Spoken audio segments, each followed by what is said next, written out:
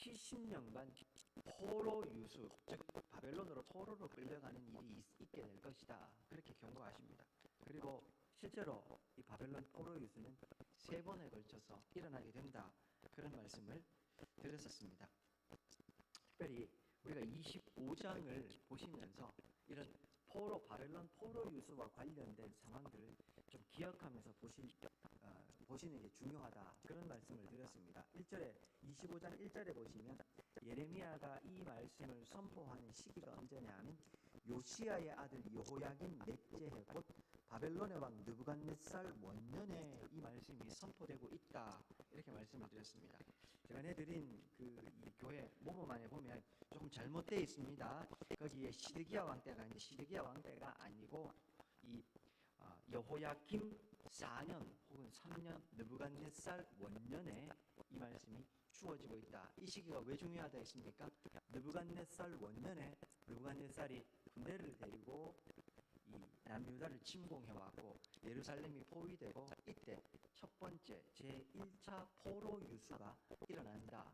이때 다니엘과 세 친구들을 중심으로 한 왕족, 귀족들이 바벨론으로 끌려가게 된다.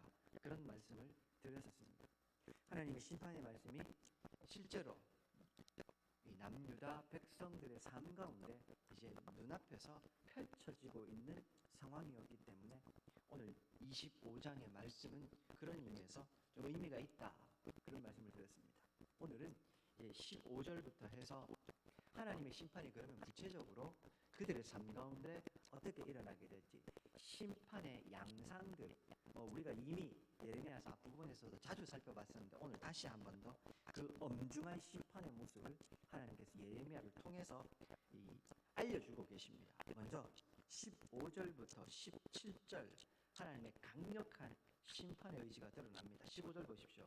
이스라엘 하나님 여호와께서 말씀을 하십니다. 뭐라고 하십니까? 너는 예레미야입니다.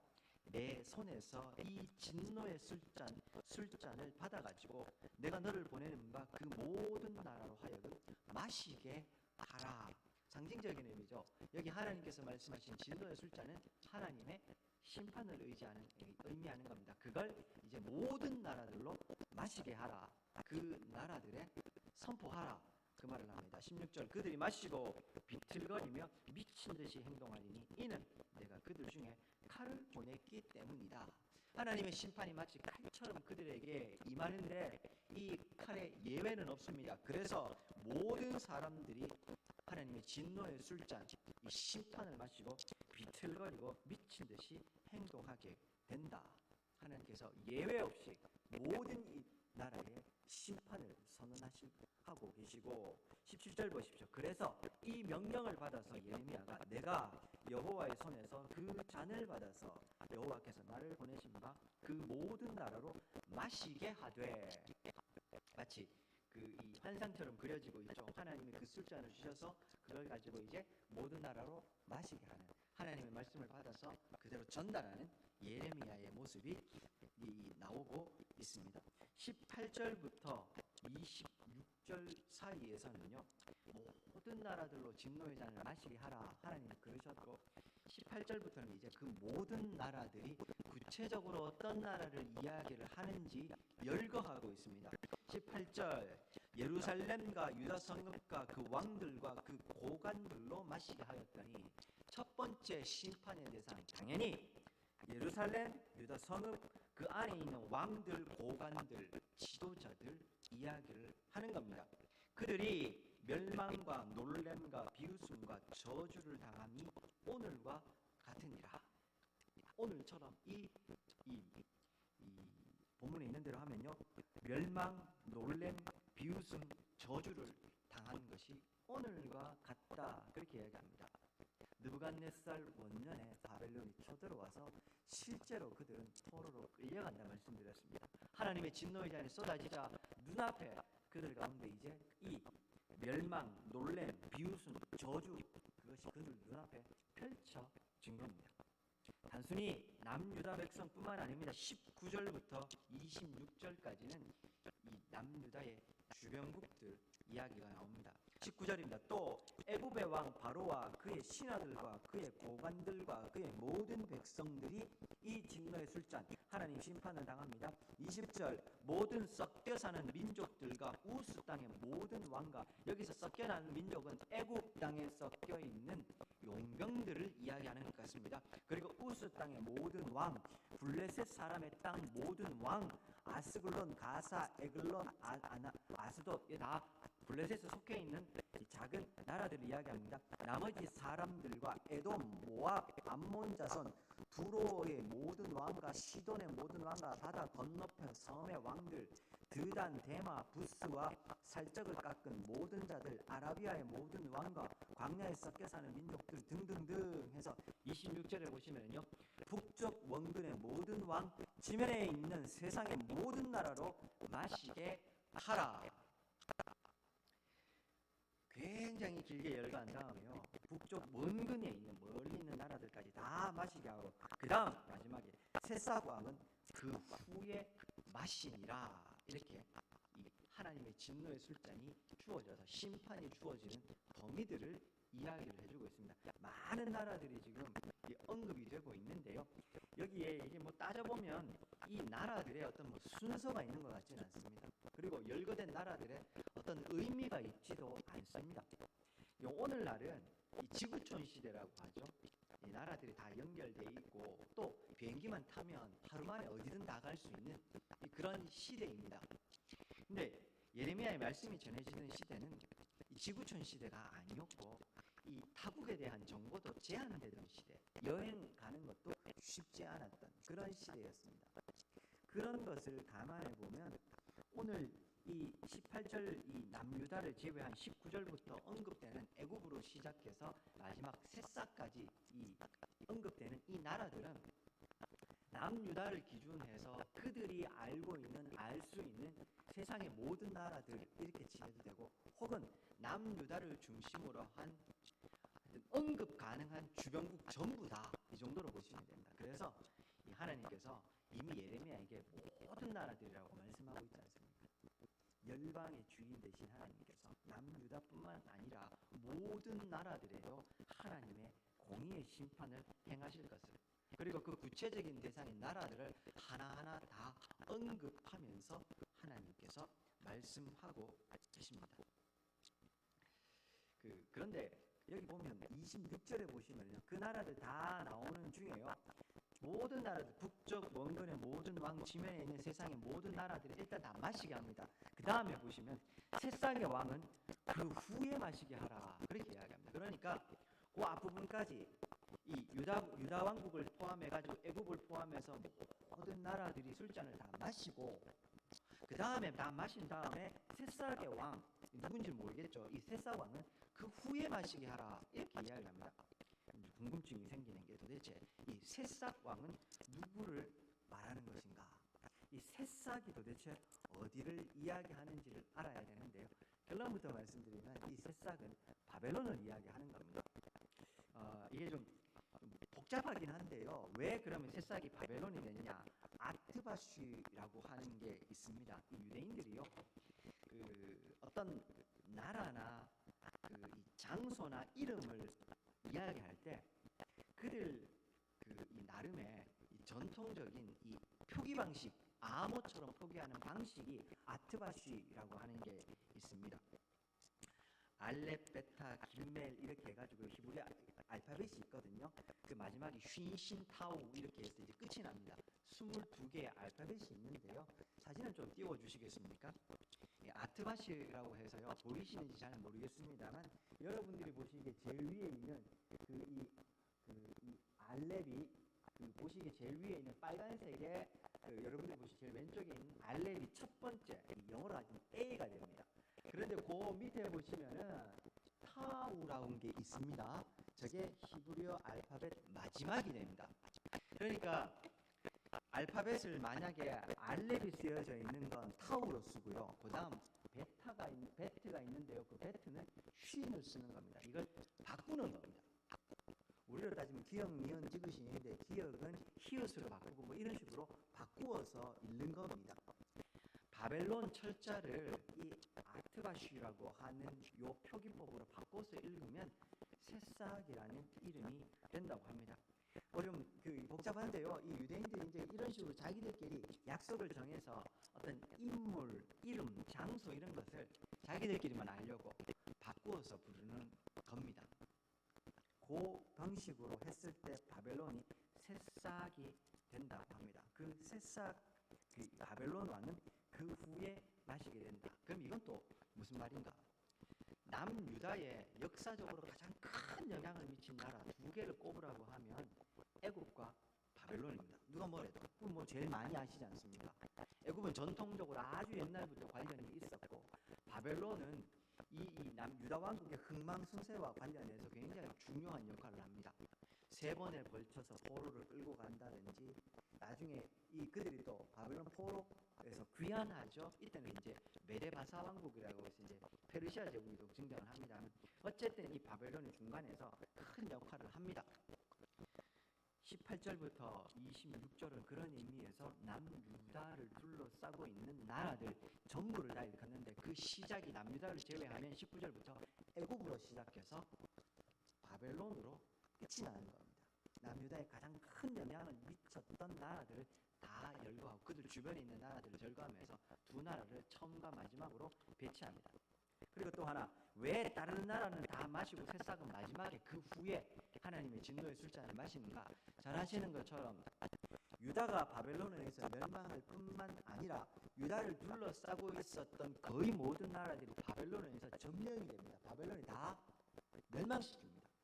그랬다가 이 바벨론이 메데바사 왕국, 우리가 잘 알고 있는 고레스 왕, 고레스 장군이었죠. 고레스 왕에 의해서 다시 멸망이 되게 되는 겁니다. 그러니까 바벨론은 처음에는 다 정복한 나라에다가 결국에는 이 바벨론은 바사의 멸망을 당하게 되니 순서적으로 보면 바벨론을 제외한 주변국들이 다 진노의 술잔을 마시게 되고 그 다음에 바벨론은 따로 바사 왕국에 의해서 마시게 되는 겁니다.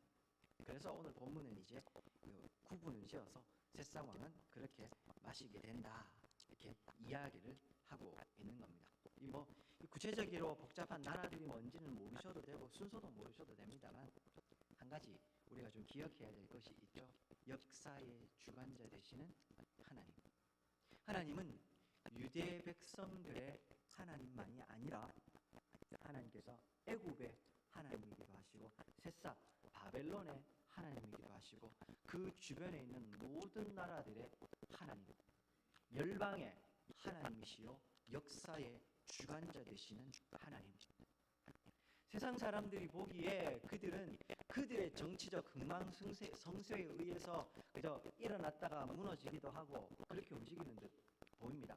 바벨론이나 애굽처럼 힘이 센 나라들의 왕들은 그 왕들이 어떻게 나라를 다스리냐에 따라서 그들의 권력이 커졌다 줄어들었다는 것 같습니다. 그러나 성경은 이야기합니다. 하나님이 당신의 백성 유다를 징계하시고자 바벨론도 사용하시고 애굽도 사용하시고 또 때가 되면 하나님 앞에 정직하고 올바르지 못했던 정의롭지 않았던 악했던 바벨론도 애굽도 하나님은 또 당신의 뜻에 따라서 심판하시는 것으로 이야기를 하고 있습니다. 사랑하는 여러분, 너무 당연한 이야기이지만 우리가 자꾸 잊어버리는 이야기가 이것이기도 합니다. 이스라엘의 하나님은 열방의 하나님, 역사의 주인 되신다는 사실. 이 말을 오늘 우리에게 가지고 오면 내 하나님은 오늘 이 시대의 내 하나님은 나의 하나님이실 뿐만 아니라 군위 장로교의 하나님이실 뿐만 아니라 군위 지역 전체의 주관자 되시는 하나님이시요 이 나라 이 민족 나아가서 이 온 세상의 주관자시요 주인 되시는 하나님이시라는 사실을 우리가 잊어버리면 안 될 것입니다.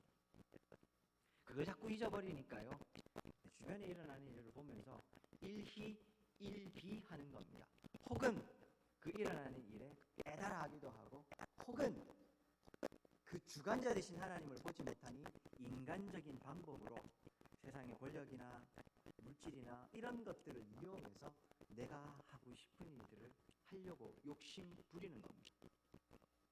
세상의 주관자가 하나님이심을 안다면 우리가 가장 먼저 답답한 순간에 찾아야 될 사람은 하나님이십니다. 세상의 주관자나 힘 있는 누군가가 아니겠죠. 마찬가지로 이 땅에서 일어나는 거대한 일들을 보면서요 누군가를 비난하기 이전에요. 그 역사 배후에서 일하시는 하나님을 보면서 때로는 좀 담담히, 때로는 좀 분노하면서 하나님 앞에 의분 내는 것이죠. 기도할 수 있어야 되는 겁니다. 제가 이 세상을 바라볼 때 성도는 어떻게 보라고 했습니까? 제가 여기 와서 몇 번 들었던 질문 중에 예전에도 한번 말씀드렸습니다. 목사님은 야당입니까? 여당입니까? 저는 야당도 아니고 여당도 아니고요. 예배당입니다. 몇 번 말씀을 드렸죠. 저뿐만 아니라 모든 성도님들 그러셔야 됩니다. 우리가 세상을 바라보는 관점은 성경적인 관점으로 봐야 하는 겁니다. 하나님께서 말씀하신 성경에 비추어서 이 일이 옳으면 지지해야 하고요. 이 일이 올바르지 못하면 반대하고 틀렸다고 말할 수 있는 것이 그것이 성도입니다. 내가 가지고 있는 정치적인 성향이라든지 내가 가지고 있는 가치관 이런 것을 넘어서 성경이 이야기하는 가치관을 가지고 세상을 바라보고 판단하고 이야기할 수 있어야 된단 말입니다. 이 기준이 흐트러지니까 자꾸만 세상에 일어나는 일들을 볼 때요, 제발 이것이 성경적으로 올바른지를 먼저 생각하십시오. 내가 그것을 성경적으로 판단할 지식이 없으면 제발 좀 물으십시오. 있는 그대로 그냥 막 사람들이 이야기한다고 내 마음에 맞지 않다고 막 이야기하지 마시고, 역사의 주관자, 열방의 주인 되신 하나님은 오늘날도 동일하게 이 땅을 다스리고 계시고 당신의 이 뜻 가운데 세상을 움직여가고 계십니다. 우리는 그 하나님을 믿는 사람들이요, 그 하나님의 손을 볼 수 있어야 되는 사람들인 겁니다. 세상 모든 사람들이 노라고 말하더라도 그 보이는 건 너머에 하나님의 손을 본다면 예스라고 달 수 있을 거고, 정반대로 이야기하고 말할 수 있어야 되는 것, 그것이 바로 성도인 겁니다. 뿐만 아니라 특별히 지금 1년이 뭡니까? 1년 반 코로나19 상황이 계속해서 이어지고 있습니다. 이제 어르신들 이 백신 접종 시작을 하셨고 또 맞고 있고, 이미 조금 있으면 이제 2차 접종 하시는 분들도 계시죠. 그럼에도 불구하고 이 상황이 아직도 더디게만, 그리고 이 상황이 더 이어질 것처럼 좀 계속 이야기합니다. 일단 올해 연말까지는 갈 거라고 이야기도 하고 길게는 내년도 이야기를 합니다. 한 번도 인류가 가보지 않은 길을 가기 때문에 그 누구의 말도 믿을 수가 없습니다. 그 어떤 것도 확실치가 않은 겁니다. 그저 예측하고 예상하고 우리가 할 수 있는 최선을 다할 뿐이죠. 불확실성의 시대를 살아간다는 말입니다. 이런 불확실성이 가득한 코로나 현실 가운데요, 지금이야말로 역사의 주관자 되신, 오늘 우리가 예레미야 본문을 통해서 접하게 되는 세상 전부를 지금 움직여 가시는 하나님을 신뢰하고 이 하나님을 붙잡아야 될 때가 아닌가, 그런 생각을 합니다. 참된 해답은 하나님께 있습니다. 바라고 소망하기는 시절이 하수상할수록 더 하나님의 말씀을 깊이 묵상하고 하나님을 더 깊게 신뢰하고 이 속에서 길을 찾아가는 저와 우리 성도님, 우리 교회 되기를 소망합니다. 27절부터 33절까지에서는요, 나라들이 열거한 다음에 이제 이 하나님의 심판이 어떤 식으로 진행될지 그 양상들을 보다 좀 자세하게 설명하고 있습니다. 하나님의 심판은 취소되지 않는다는 이야기도 합니다. 먼저 27절부터 29절까지 보시면요, 하나님의 심판은 절대로 취소되지 않는다 이야기를 합니다. 27절 보시죠. 너는 그들에게 이르기를, 만군의 여호와 이스라엘의 하나님의 말씀에 너희는 내가 너희 가운데로 보낸 칼 앞에서 마시며 취하여 토하고 엎드러져 다시는 일어나지 말아라. 하나님이 그렇게 선언을 하신 겁니다. 그래야 28절, 그들이 만일 네 손에서 잔을 받아 마시기를 거절하거든, 즉 하나님이 심판받는 것을 거절하고 무시한다거든, 너는 그들에게 이르기를, 만군의 여호와께서 말씀하시기를 너희가 반드시 마셔야 하리라. 이 하나님의 심판을 피할 길은 없습니다. 거부한다고 해서 거부당할 수 있는 게 아닙니다. 이건 하나님께서 반드시 마셔야 하는 것으로 이야기를 합니다. 29절 보시죠. 보라, 내가 내 이름으로 일컬음을 받는 성에서부터 예루살렘을 이야기하죠. 재앙 내리기를 시작하였음즉 이미 바벨론 포로 이 시작이 된 거죠. 너희가 어찌 능히 형벌을 면할 수 있느냐? 면하지 못하리니 이는 내가 칼을 불러 세상의 모든 주민을 칠 것임이라 하셨다 하라. 만군의 여호와의 말씀입니다. 이 심판은 피할 수도 없고 하나님 시행하고 계시고 이제 이 심판은 모든 사람에게 다 앞으로 불러질 것입니다. 30절부터 33절에서는요 그 심판의 이 엄중함뿐만 아니라 얼마나 이 그 심판이 어떤지 마치 그 포효하는 이 사자의 모습으로 하나님께서 심판을 행하시는 모습이 등장합니다. 그러므로 너는 그들에게 이 모든 말로 예언하여 이르기를 여호와께서 높은 데서 표하시며 38절에 보면 젊은 사자가 호통하는 모습이 등장하는데요. 이 30절부터가 젊은 사자처럼 심판하시는 하나님의 모습이 등장을 하는 겁니다. 높은 데서 표효하시며 그의 거룩한 처소에서 소리를 내시며 그의 초장을 향하여 크게 부르시고 세상 모든 주민에 대하여 포도 바르는 자 같이 흥겹게 노래하시리라.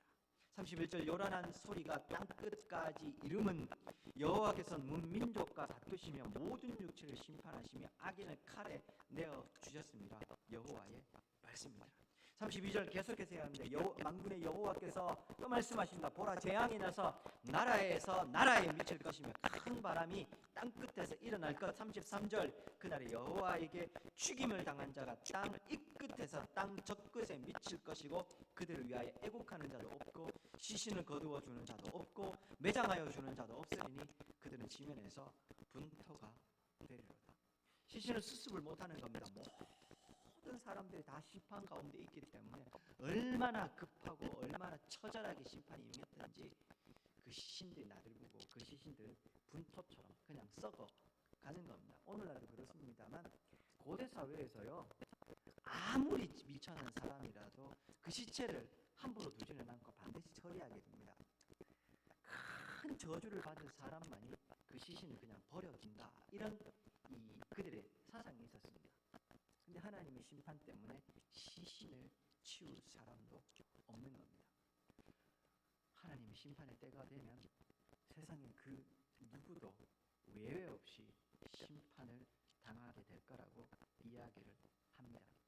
하나님 지금 눈앞에 보이는 세상의 권력이 대단해 보이지만 하나님이 그냥 잠시 그들을 허락하셨을 뿐 하나님 때가 되면 또 하나님께서 원하시면 언제든지 그것은 거두어 갈 수 있는 것입니다. 우리의 눈앞에 대단해 보이는 그것이 무엇이든지 지금 여러분들이 마음속에 크게 생각하는 것, 대단하게 생각하는 것 무엇이든 마음속에 떠올려 보십시오. 하나님이 아닌 그 어떤 것도 영원할 수 없고 하나님이 원하시면 한순간에 데리고 가실 수가 있습니다. 아니라고요. 세상을 이 나는 새도 떨어뜨렸다는 권력자들이 지금 어디 있는지 한번 보십시오. 10년간 권력이 없고 10년간 부자가 없습니다. 한 세대 두 세대를 거쳐가는 그런 힘 있는 권력이 어디 있습니까? 다 화무 11호인 뿐입니다. 그것에 마음 빼앗기지 마시고 그것에 우리의 신앙이 흔들릴 이유가 없습니다. 열방의 주인이시요 역사의 주관자 되시는 하나님을 신뢰하고 바라볼 뿐입니다. 이어서 34절부터 38절에서는요 이제 특별히 그 심판의 대상 중에서도 콕 집어서 목자들, 지도자들을 대한 하나님의 심판이 등장을 합니다. 예레미야서에 이 이야기가 계속 등장을 하죠. 예레미야서에 이 지도자들, 앞장서 있는 지도자들의 심판에 대한 이야기가 계속 나오는데 오늘 보면 나옵니다. 34절 너희 목자들아 외쳐서 애곡하라. 너희 양떼의 인도자들아 잿더미에서 뒹굴라. 이는 너희가 도살당할 날과 흩음을 당할 기한이 찼음인즉 너희가 귀한 그릇이 떨어짐 같이 될 것이라.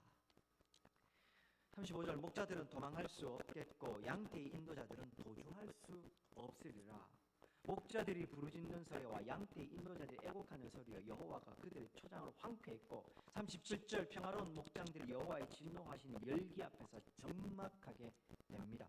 38절 그가 젊은 사자같이 그 굴에서 하나님 심판하신 자로 나오신 모습입니다.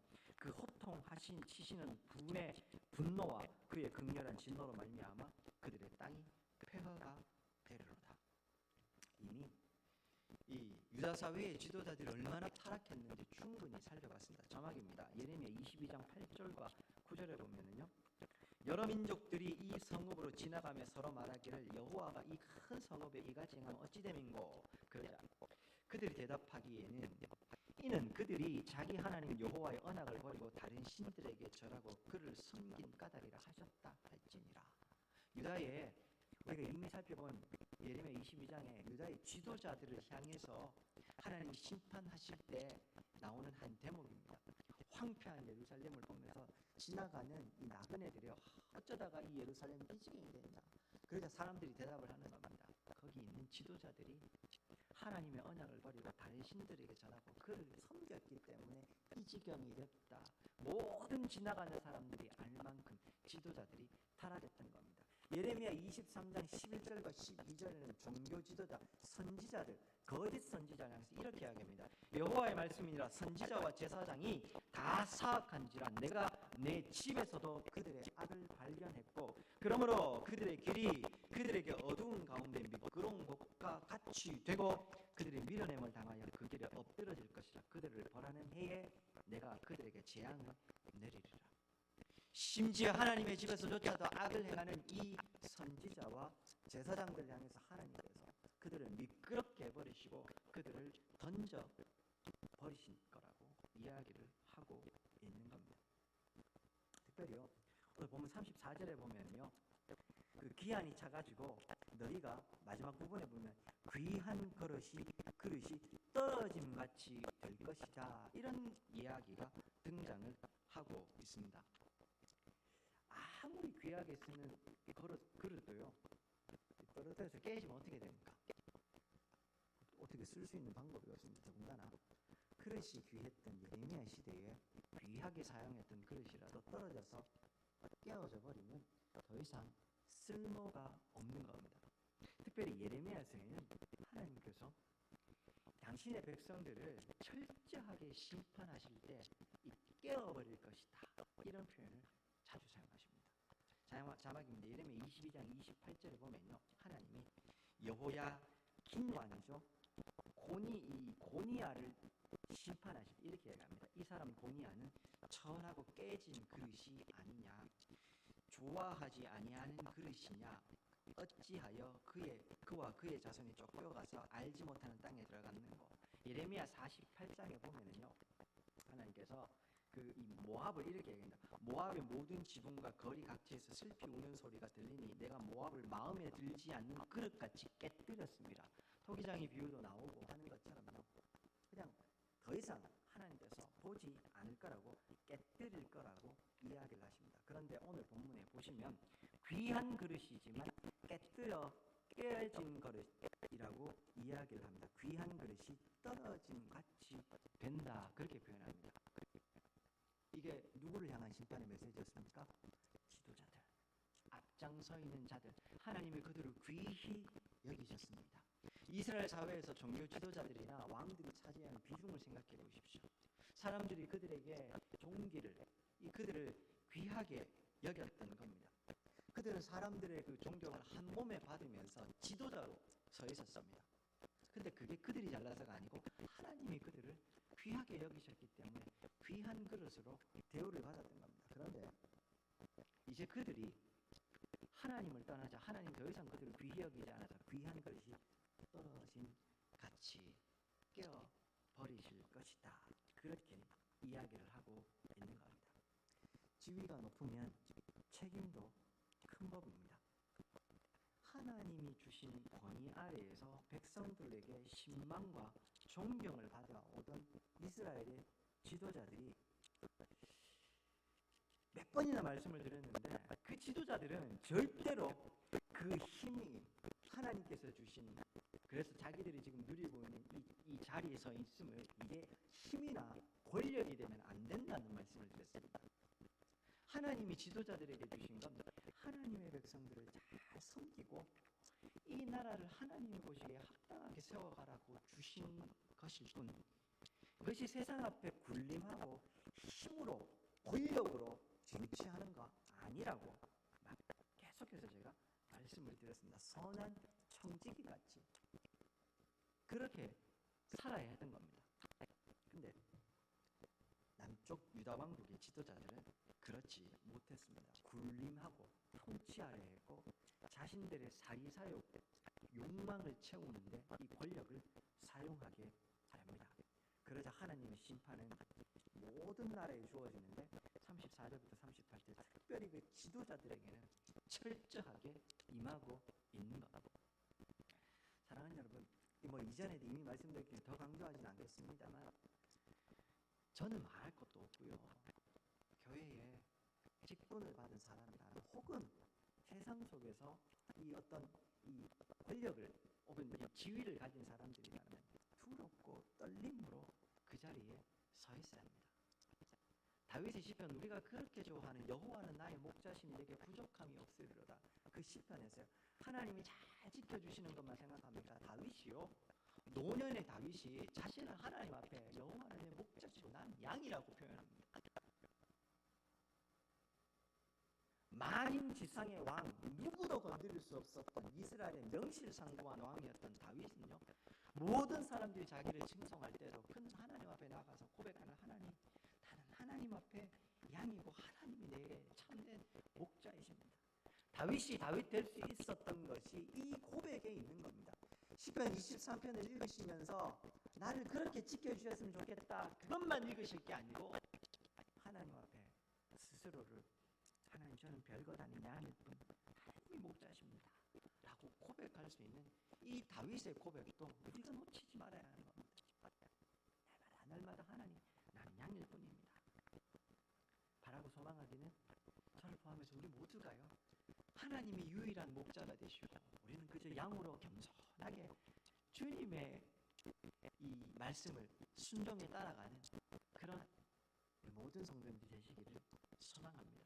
그리고 우리 군위 장로교회도요, 이 지역 사회 가운데 우리가 좀 지도적인 위치에 있다고 생각합니까? 그래도 모든 사람들이 그래도 좀 인정할 만한 위치에 있다고 생각합니까? 아니요. 그럴수록 더 겸손하게 세상 속에서 이 군위 지역 속에서 영적 장자 이렇게 표현할까요? 책임 있는 이 다윗과 같은 청지기로 쓰일 리더의 모습을 잘 가지는 교회가 되기를 소망합니다. 말씀을 맺겠습니다. 오늘 본문에서요, 바벨론을 새싹 이렇게 표현했습니다. 그렇게 표현하는 건 아트바시라고 해서 유대인들이 비밀스럽고 은밀하게 어떤 이름이나 나라를 표현할 때 그렇게 한다고 했습니다. 근데 이상하죠?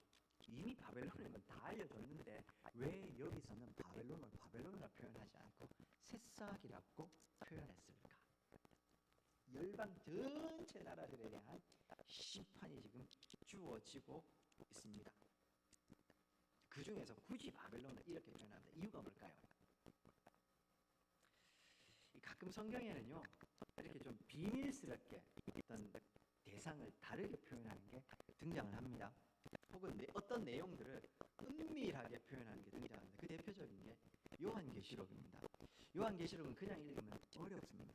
오해하기가 쉽습니다. 그런데 유대 묵시문학의 형식이라든지 이 요한계시록이 주어질 때의 현장 상황, 그때의 이 요한계시록이 적혀질 때의 이 유대인이나 이 기독교인들의 상황, 이런 것들을, 혹은 이 로마 제국의 상태, 이런 것들을 좀 신중하게 또 제대로 된 배경 지식을 가지고 요한계시록을 보면 상당 부분 요한계시록의 어려운 부분들이 해소가 됩니다. 그렇게 어려운 책이 아니라고요, 요한계시록. 모호한 표현들이 있고 해석이 난해한 부분도 있지만 전체적으로는 묵시문학의 특징뿐만 아니라 그 시대적 상황, 배경 이런 것들을 잘 이해하고 보면 요한계시록은 절대로 어렵거나 이상한 책이 아닙니다.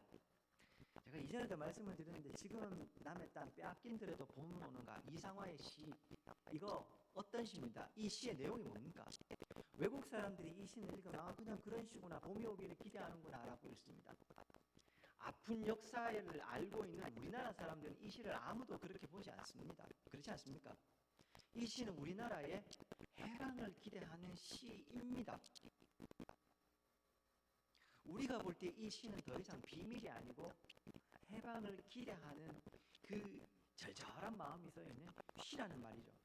오늘 바벨론을 새싹으로 비유해서 이야기하는 것도 마찬가지입니다. 비밀이지만 비밀이 아닌 겁니다. 이 아트바시라고 하는 것을 아는 사람들에게 이 새싹이라는 이름은 바벨론으로 읽을 수 있으니 하나님께서 지금 우리를 압제하는 저 바벨론도 심판하시겠구나 하는 절망 너머에 있는 희망의 메시지로 읽어낼 수 있는 겁니다. 그러나 그걸 모르는 사람들에게 비밀은 이게 뭐야, 이 새싹이라는 나라는 없는데 하고 여전히 비밀로 남을 수밖에 없었던 겁니다. 하나님이 누구신 줄로 알고 하나님의 뜻이 무엇인지 아는 하나님의 백성들에게 새싹이라고 일컬어지는 이것은 더 이상, 즉 하나님의 이 심판의 메시지는 더 이상 심판이 아니고 심판 너머에 절망으로 끝나는 역사가 아니라 새로운 회복, 새로운 시작으로 끝나는 희망의 역사로 읽힐 수 있었다는 말입니다. 우리 교회에 들어오는 현관문을요, 잠겨 있습니다. 그렇죠? 제가 이제 자꾸 이제 이상한 분들도 많이 오시고 해서 이제 항상 잠궈 놓는데, 저게 우리 교회 성도님들뿐만 아니라 국리 사람들, 알만한 사람들은 저 앞에 현관문 비밀번호 다 압니다. 심지어 택배 오시는 분들도 압니다. 그렇죠? 모든 사람들이 다 아는 비밀번호. 우리 교회 설립주의 설립연도 아닙니까? 모든 사람들이 아는 비밀번호. 우리 교회 성도님들은 다 알지 않습니까? 그러니 그건 더 이상 그건 가침문이 아닌 겁니다. 그냥 비밀번호 누르고 들어오면 되는 겁니다. 그렇죠?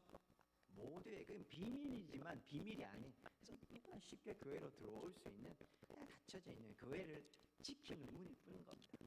그 비밀번호를 모르는 이 국리 지역에 없었던 타지의 사람들이 오면 그건 비밀이죠.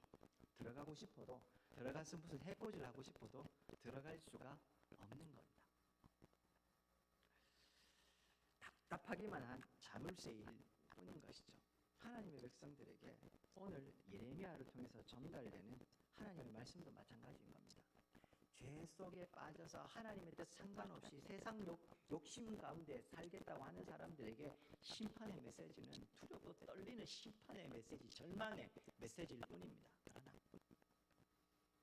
예레미야 시대에도, 오늘 이 시대에도 여전히 골방에서 하나님 말씀 붙잡고 내 지금 현실은 눈물 나지만, 힘들지만, 어렵지만 하나님, 나는 여전히 하나님의 나라를 기다립니다. 하나님의 뜻이 이 땅 가운데 임하기를 기대합니다. 소망합니다. 그러면서 말씀대로 한 구절 한 구절 살아내려고 눈물을 흘리며 살아가고 있는 사람들에게는 새싹이라고 하는 비밀 아닌 이 비밀은 희망의 메시지입니다. 심판으로 끝나는 게 아니구나. 이 심판 너머에 새로운 하나님의 일하심이 있구나. 그래서요, 반드시 이 진노의 술잔은 마셔야 하리라 라는 하나님의 이 선언은 끔찍한 심판의 이야기입니다. 예외 없이 모든 사람들에게 다 임하는 하나님의 심판, 끔찍하지 않습니까? 그러나 동시에 이 하나님의 심판은 반드시 오는구나. 예외 없이 모든 가장 높은 권력자들부터 가장 아래까지 다 임하는구나. 그러면 하나님의 날을 기다리는 사람에게는 반드시 회복이 있겠구나. 반드시 새로운 날이 오겠구나. 그런 희망의 말씀, 소망의 말씀이 되는 겁니다. 우리에게 하나님의 말씀이 그런 겁니다. 우리에게 하나님이 이런 분이 되면 좋겠습니다.